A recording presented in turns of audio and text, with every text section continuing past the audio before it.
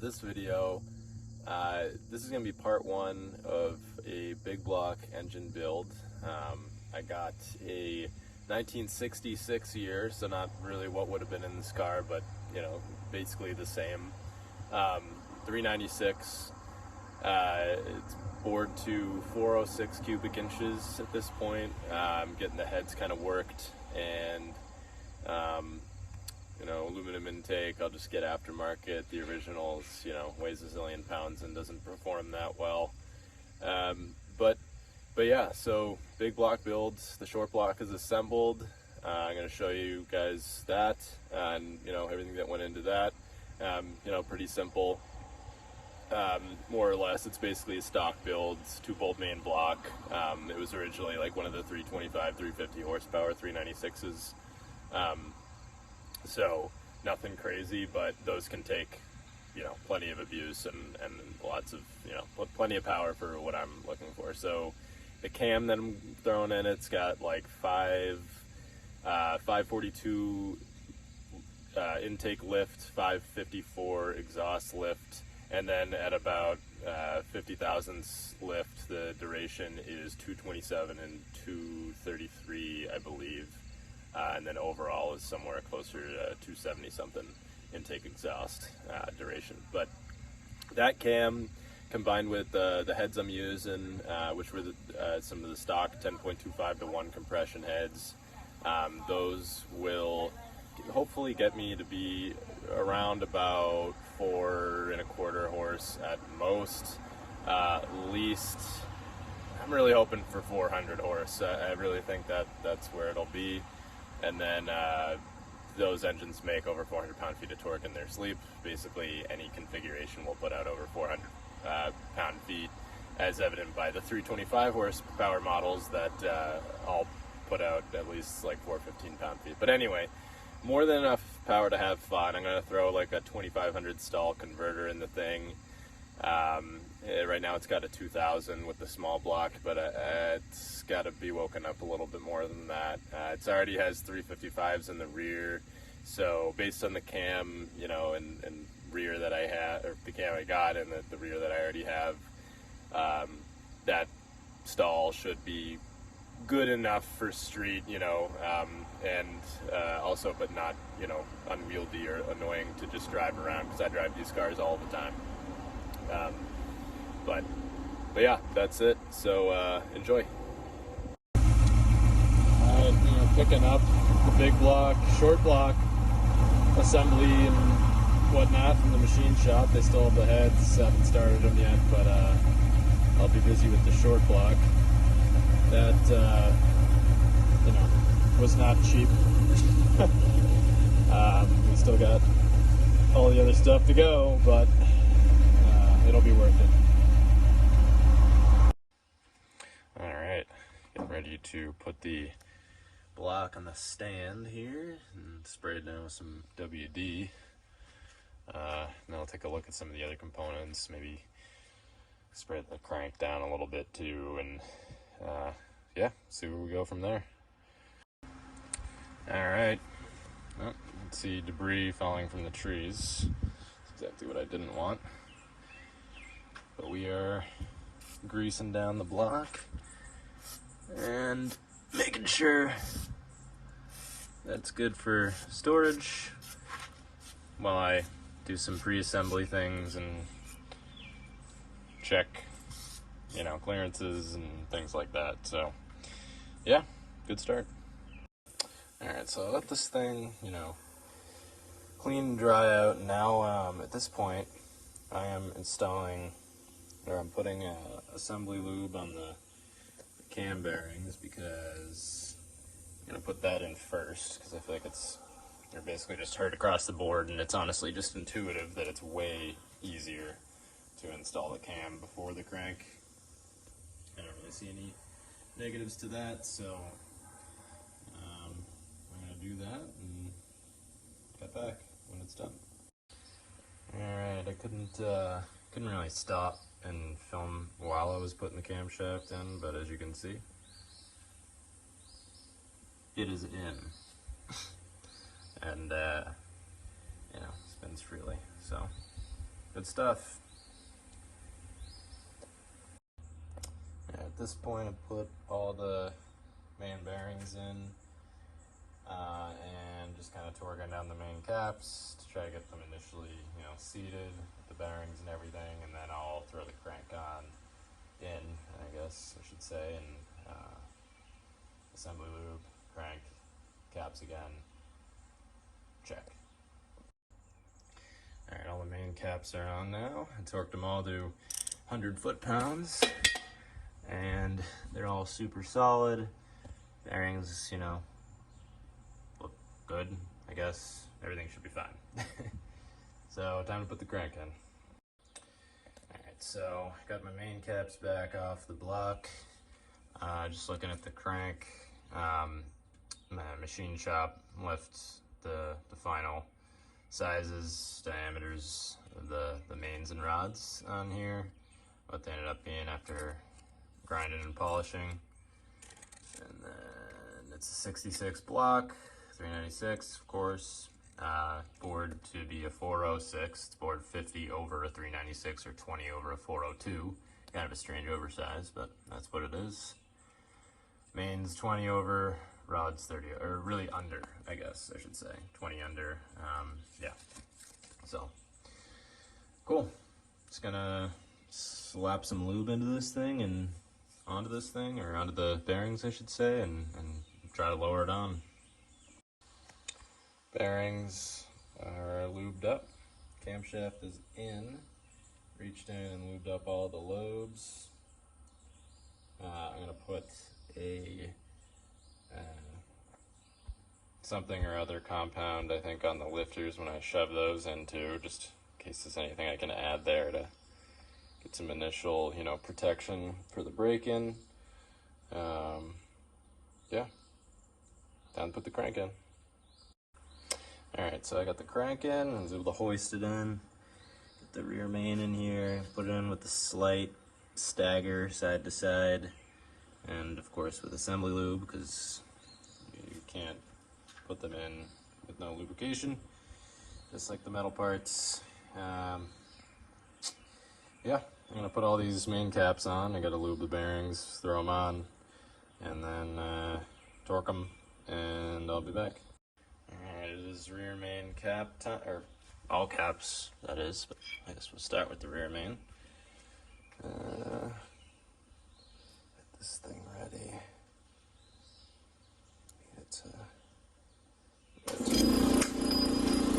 There goes the bolts and the compressor. Wonderfully timed. Alright, it is cap time. Ready to go. Let's put the rear main on. Dropped a bolt just before starting the camera. Okay, hopefully that's good. Get that bolt. Might need to take a look at this here. I'll drop that and just put the rest on here.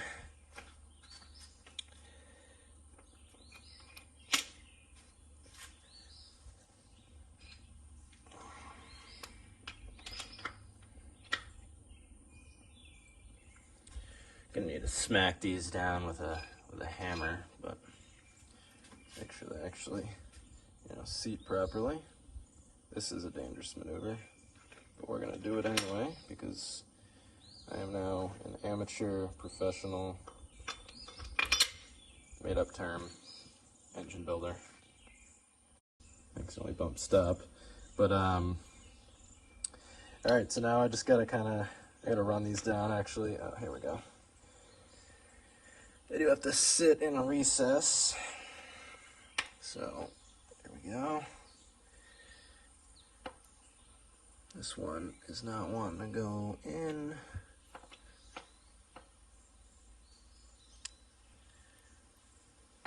This one seems awfully loose compared to every other one. Might have to give that one a smack. But yeah, we'll run down all these bolts and torque them, and I'll be back. Alright, crank is in, caps are torqued, and you can see we have pretty good solid rotation here. No, doesn't seem to be catching up. Seems solid to me. Good thing the machine shop did it right, because I didn't check. Here it is, just one more time before I bag it and it can't be seen anymore. I'd like to be able to, there we go, flip it.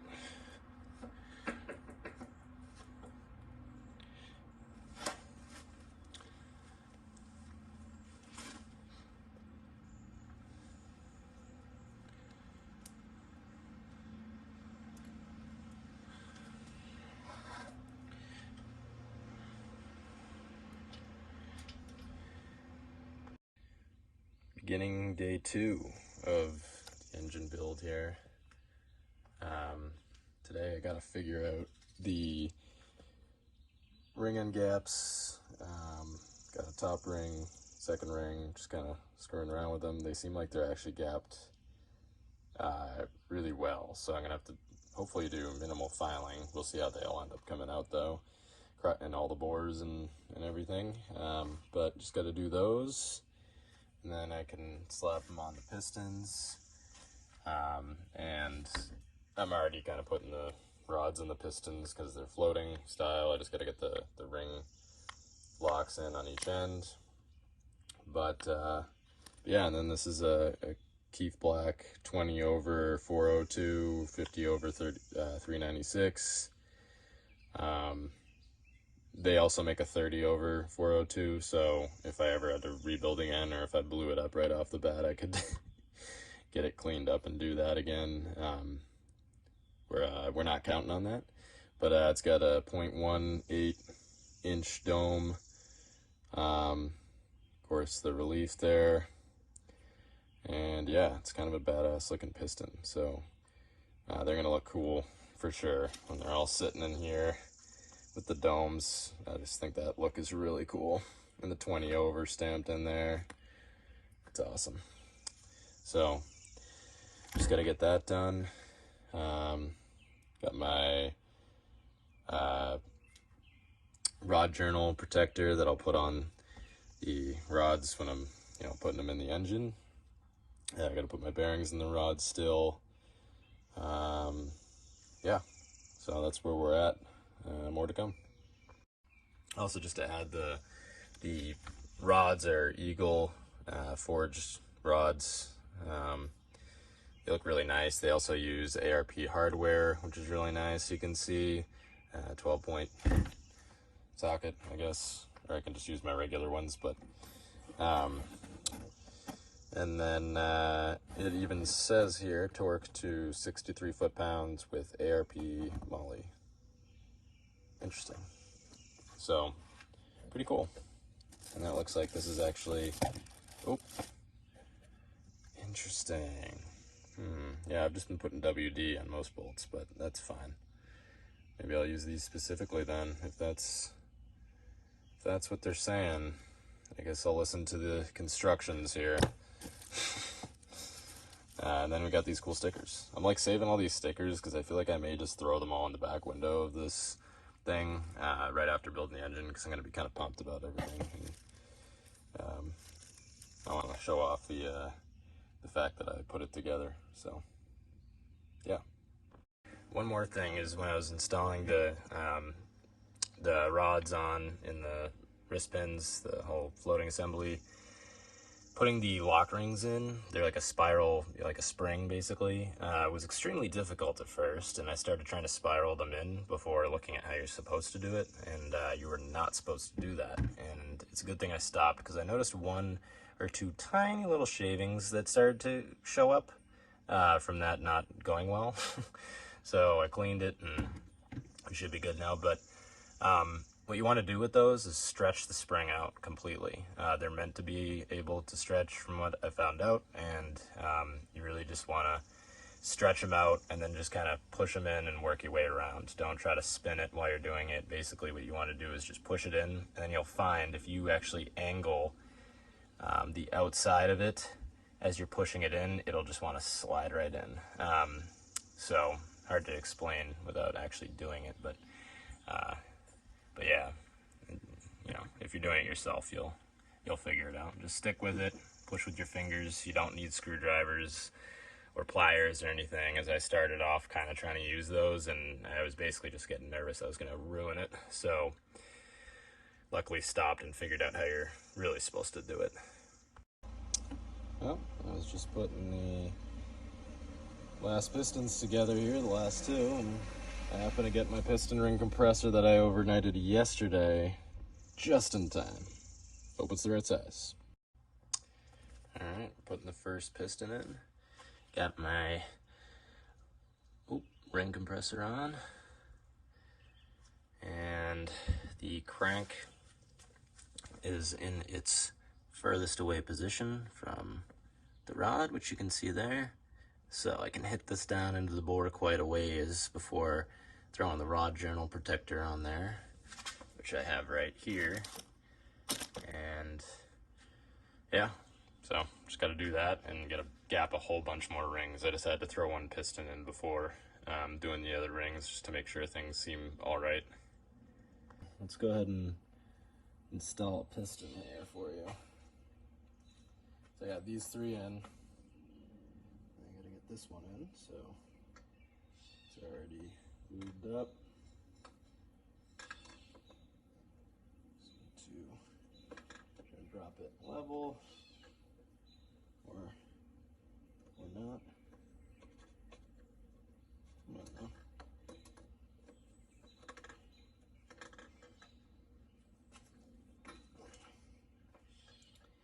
Stand over it a little bit more. Okay, there we go. Just had to get it going. Let's get it rotated right, and then just gotta smack it down in.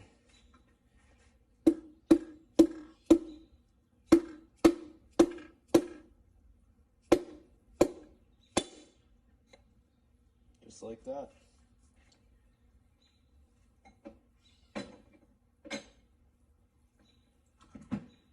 Now it's in, relatively flush, slightly below where it would be at its highest, because the dome is not really protruding, but that's good.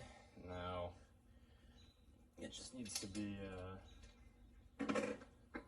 rolled over here, and get my journal guide and bring it on home.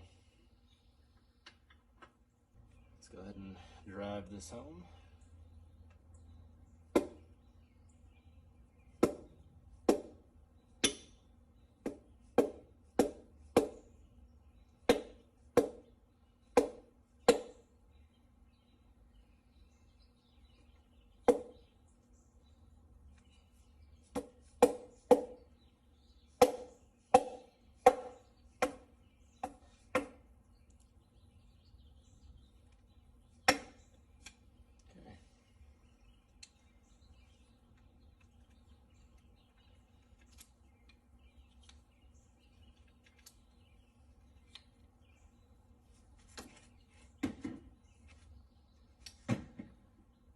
Gotta torque the main caps down.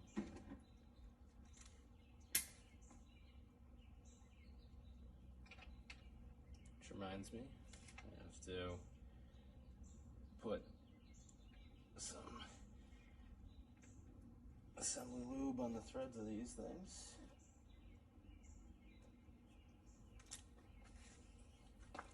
These Eagle rods actually came with really nice ARP 12-point bolts for the rods there,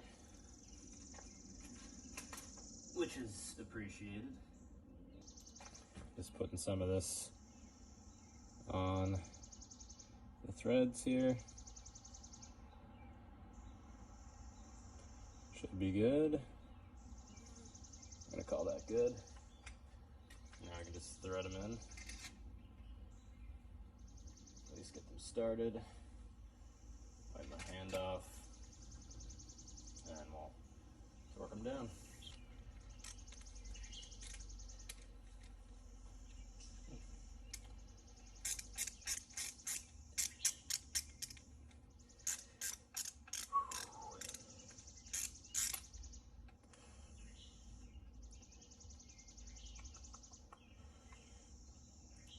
hands are so sweaty and greasy that I can hardly get a grip on these to actually spin them.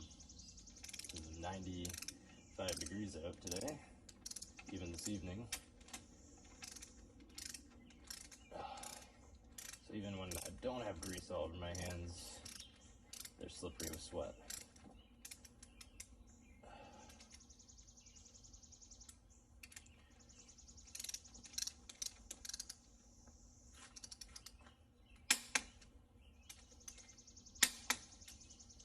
Worked.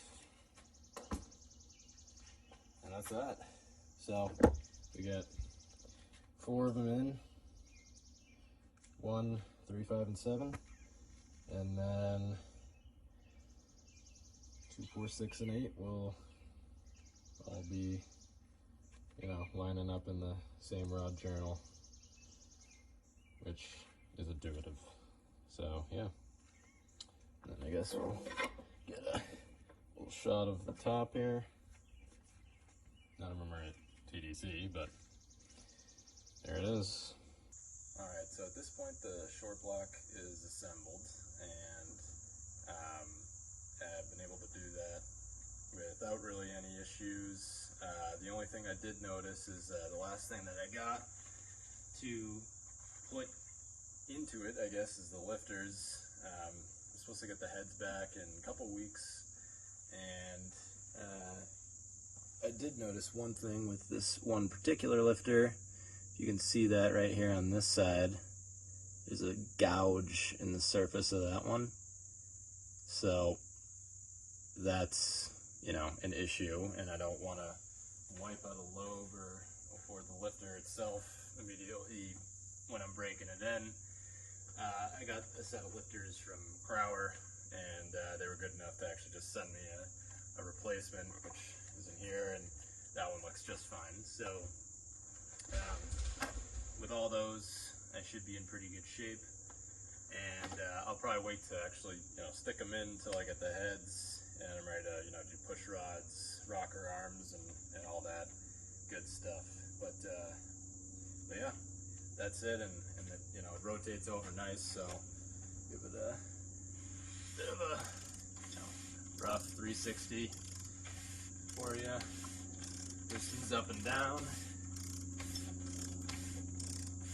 Feels good. No binding, you know, everything seems to spin really good. So everything seems ready to go. And just back to these lifters for a sec. The gouged one, oh, we'll just go ahead and drop it on pavement and gouge it fully, huh? But you can actually catch your fingernail in it too, so it wasn't even just like a visual imperfection as much as it actually, let's see if you can hear. So yeah, my fingernail's getting caught there, so that is, you know, a concern. I mean, it could just kind of, it could break in fine. You know, it's not like I've done that before with a lifter that's bad like that, so, or seen it done, I should say. But I know that that's obviously a very sensitive area for these hydraulic flat tappet engines, is making sure that you got enough, you know, lubrication and everything's perfect, the cam, you know, specs check out and everything like that. Because anything that's not 100%, you know, could definitely, you know, I don't want to blow it up, so. Alright, so that should do it for this video. The short block is assembled. Next video I should be able to get the heads back and put those on, probably maybe an intake. I just got to order that still. Probably just go with Performer RPM, and then accessories, fuel pump, things like that. And then I got to paint it still. I didn't do that as like a preliminary for anything, so I'm gonna just do it pretty much when it's all together, and then eventually I'll be throwing it in this thing, and that'll probably be its own couple of videos. We'll see. And then as far as comparing this engine to the or the current 350 that's in this thing to the 396. I'll put a couple videos up, I guess, of me at least, you know, kind of trying to romp on this thing a little bit. Doesn't do much. It'll kind of spin one tire from a stop. It's an open rear end, by the way. So that may have to change at some point too, but I think I'll keep the 355s. I can't see going above that because I want to be able to take this car on the highway.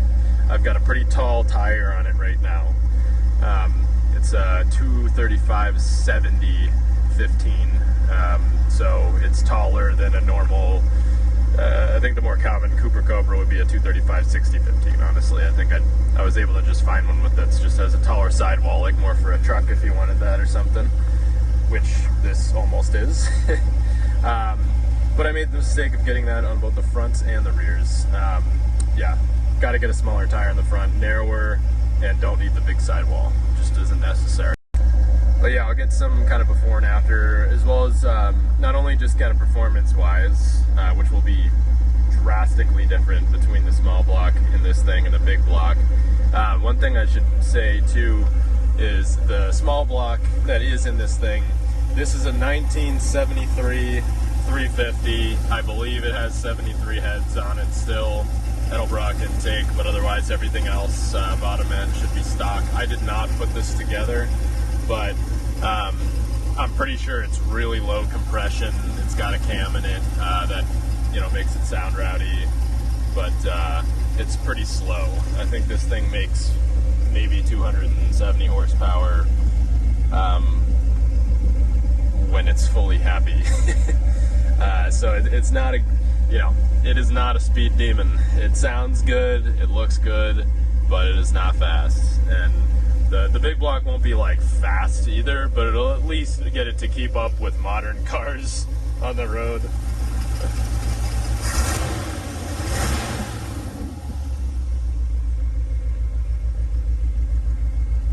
So yeah, but I'll do some kind of crossover videos between the small block 350 that's in it right now, the Smogger small block, as I would like to call it, and the big block that I'm building.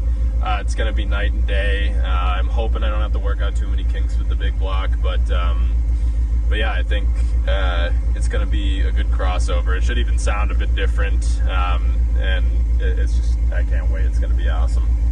So stay tuned.